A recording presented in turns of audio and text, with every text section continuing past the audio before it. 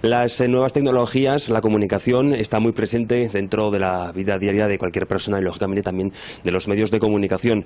Vamos a hablar de un convenio que ha firmado esta casa, Radio Huesca y Huesca Televisión, con Embou, compañía aragonesa dedicada a las nuevas tecnologías. Tenemos con nosotros a Etienne Aldea, vamos a hablar con él sobre qué supone, Etienne, este convenio firmado con Radio Huesca y con Huesca Televisión.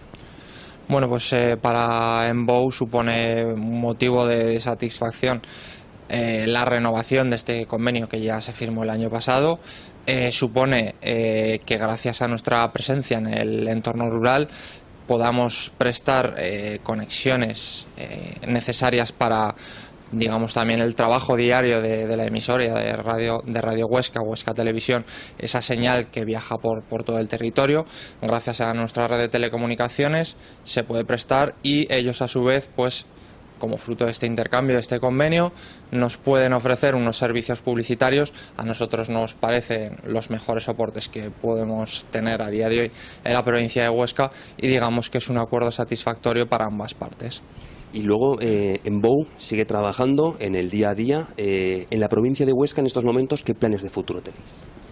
Digamos que nosotros a día de hoy estamos trabajando con nuevas tecnologías, tenemos desplegado digamos un 90-95% con cobertura en el territorio de la provincia de Huesca mediante una tecnología específicamente pensada para el entorno rural, pero durante este año y posteriores se va a trabajar en la línea de crecer mediante el servicio de fibra óptica.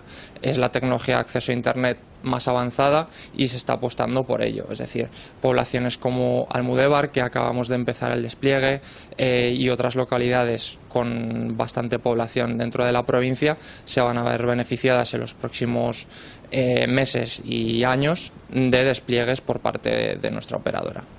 Luego también estáis en negociaciones con otras localidades de la provincia para seguir ampliando, no solamente aquí en La Hoya, sino también de cara al Pirineo. Así es, nuestra política siempre ha sido de mejorar las telecomunicaciones en el entorno rural como forma de vertebrar el territorio. Entonces pensamos que ya no solo la comarca Hoya de Huesca, evidentemente, sino otras localidades importantes dentro de la que es la orografía de Huesca pueden tener o deben tener acceso, mejor dicho, a lo mejor en telecomunicaciones de la mano de Embou.